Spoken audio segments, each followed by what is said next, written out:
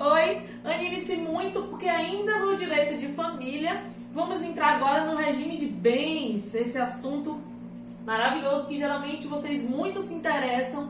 Se você não viu os vídeos anteriores, veja, porque já falamos bastante sobre família, bastante sobre o casamento e agora vamos entrar no regime de bens. Você já sabe que vai gostar desse vídeo, então dê um like e no final, se gostar, se inscreva no canal para receber os próximos e vamos lá! Quais são os princípios, então, dos regimes de bens? Nós já vimos os princípios da família e os princípios do casamento. O do regime de bem não vai ser muito diferente, não. Primeiro, o princípio de liberdade de escolha, que já é conhecido nosso. Significa que os cônjuges vão poder escolher, em regra, os cônjuges vão poder escolher qual regime de bem vai ser adotado por eles. Ô Catarina, por que você disse em regra? Porque nós vamos ver exceções aqui, tá certo? Mas em regra ele vai poder escolher, ele tem a liberdade, os cônjuges têm liberdade de escolher qual regime vão adotar. Segundo o princípio de regime supletivo. Esse princípio do regime supletivo diz assim, ó, em regra os cônjuges vão escolher. Agora, se eles não falarem nada, então o regime adotado vai ser o regime de comunhão parcial de bens, que é o principal regime que nós temos, certinho? Ô Catarina, o que é que diz esse regime? Nós vamos estudá-lo já, nesse vídeo ainda. Então, espere um pouquinho. Terceiro princípio é o princípio da separação obrigatória. E aqui nós já temos uma exceção ao princípio da liberdade de escolha. Ora, se você disse que os cônjuges podem escolher qual regime adotar, por que então tem um regime de separação obrigatória? Porque é uma mitigação, ou seja, uma exceção. São as hipóteses que a lei vai dizer assim, ó, você é livre. Agora, se você tiver nessa condição, aí o regime obrigatório vai ser a de separação de bens para você. Certinho? Outro princípio dos regimes de bens é o princípio da variedade. Variedade por quê, Catarina? Porque eu tenho 5 tipos para escolher, olha que maravilha. Eu vou ter 5 tipos de regime, então tem uma variedade aí.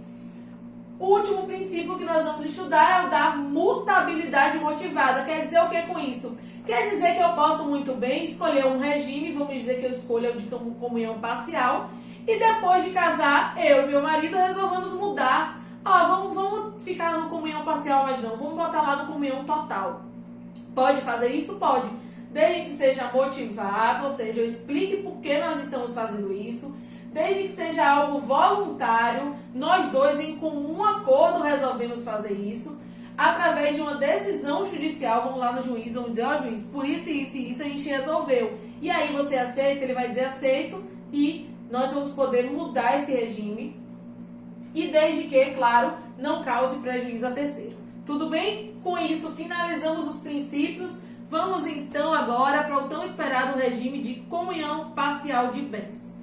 O que significa esse regime de comunhão parcial de bens? Ora, nós já começamos falando que ele é supletivo, ou seja, se o casal for silente, se o casal não escolher nenhum regime, é esse que vai ser escolhido para ele, certinho? Beleza. Ô Catarina, mas quais são as características do regime de comunhão parcial de bens? Eu ouço o senso comum falar alguma coisa, mas não sei. Vamos lá. Primeiro, gente, pense no seguinte, no regime de comunhão parcial de bens, nós temos 3 patrimônios. 3 patrimônios, sim. Eu tenho o patrimônio do cônjuge 1. Vamos dizer, então, que eu vou me casar. E eu caso no regime de comunhão parcial. Eu tenho uma casa. Eu já tenho uma casa antes do casamento, certo? Meu marido tem um prédio, tá? Aqui é um prédio, por incrível que pareça, é um prédio. Beleza. Então, o cônjuge 1, que sou eu, tem uma casa. O cônjuge 2, que é meu marido, ele tem um prédio. Tudo bem. Então, eu tenho 3 patrimônios. O patrimônio do cônjuge 1, que é minha casa. O patrimônio do cônjuge 2, que é o prédio dele. E o patrimônio comum. Qual é o patrimônio comum? Aquele que a gente vai adquirir a partir do casamento. Então, estamos casados? Estamos. Tudo que a gente adquirir dali para frente vai ser o patrimônio comum, certo? Significa que tudo que foi adquirido na constância do casamento será comum, tá certo? Beleza. Ô Catarina, mas vamos dizer que na constância do casamento, seu marido sozinho, sem você fazer nada, você ficava de boa sem fazer nada, e seu marido sozinho construiu um prédio, um outro prédio. Ele já tinha um e construiu outro. Se você não teve esforço, esse prédio vai ser seu também? Vai.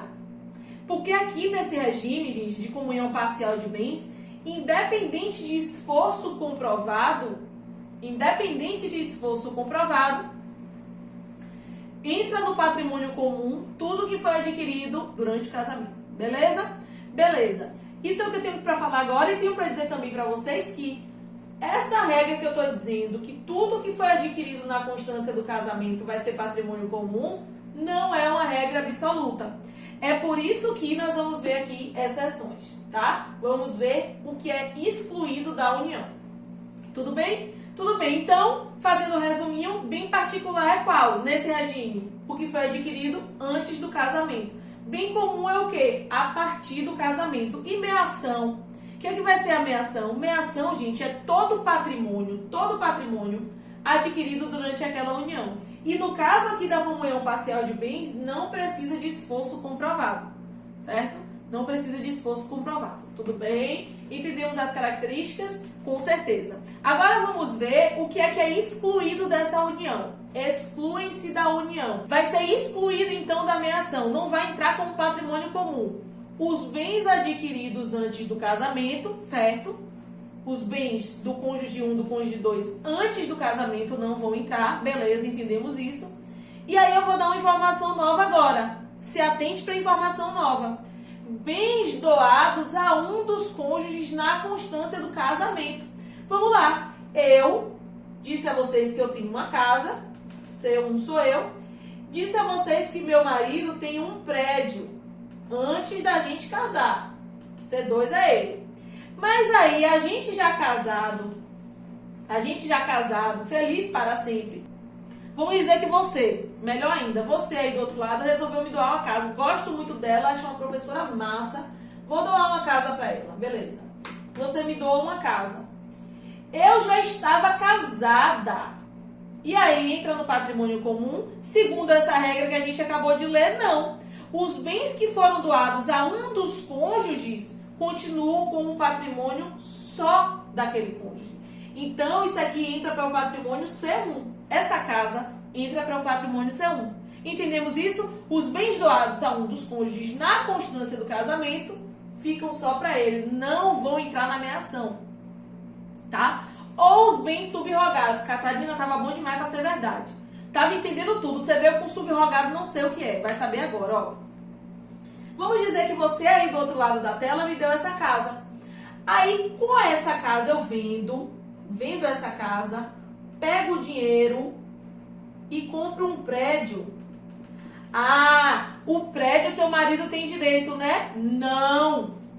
Não tem direito, porque é um bem subrogado do doado. Ou seja, eu peguei o dinheiro do doado, peguei o dinheiro do bem que foi doado para mim e construí o prédio, ou comprei o prédio, certo? Eu peguei aquele dinheiro e só fiz trocar o bem. Tudo bem? Beleza. Outro bem que vai ser excluído da união, os bens herdados por um dos cônjuges na constância do casamento. Vamos lá voltar para o exemplo. Eu tinha uma casa, C1, ele tinha um prédio. C2. Casamos e construímos um hospital. O hospital é patrimônio comum. Só que aí a mãe dele faleceu, coitada, e faleceu e deixou para ele uma casa. E aí, Catarina, essa casa entra no patrimônio comum junto com o hospital ou vai só para ele? Vai só para ele. Certo? Vai só para ele. Em regra, vai só para ele. Por quê? Porque os bens herdados por um dos cônjuges na constância do casamento não entram na meação também. E bens subrogados. Vamos dizer a mesma coisa, se foi subrogado. Ele pegou o dinheiro dessa casa e comprou outro prédio. O prédio vai ser quem? De quem? Só dele. Por quê? Foi um bem subrogado. Ele pegou o dinheiro do que ele recebeu de herança e comprou, empregou ali no prédio. Tá certo? Também não tem direito não. Também não entra na meação, né? Também não vão entrar, exclui-se também da união, obrigações anteriores ao casamento. Vamos dizer que o desgraçado estava devendo uma fortuna e aí eu vou ter que pagar junto com ele? Não, porque ele estava devendo antes do casamento. Ele contraiu o débito antes do casamento. Então, as obrigações contraídas antes do casamento não entram na meação também não. E nem as obrigações provenientes de um ato ilícito. Vamos dizer que ele fez uma besteira na vida dele, mesmo depois do casamento. Nesse caso de proveniente de ato ilícito, não precisa ser antes do casamento não, tá? Ele fez alguma besteira e respondeu lá por uma pena de multa. Vamos dizer que ele cometeu um crime e respondeu por uma pena de multa.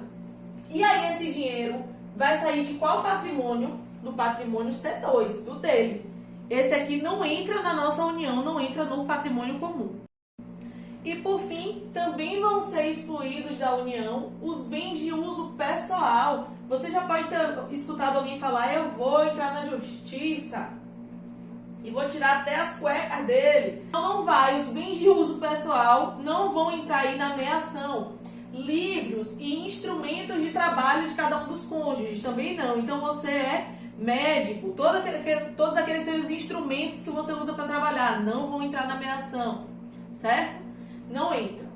Outra coisa que não vai entrar, ou seja, que vão ser excluídos do patrimônio comum, não serão considerados patrimônio comum, são os proventos de trabalho de cada um dos cônjuges. Então, o que eu recebo por causa do meu trabalho, a gratificação, o salário, o provento que eu recebo pelo meu trabalho também não vão entrar aí no patrimônio comum. E por fim, pensões, meios soldos e semelhantes.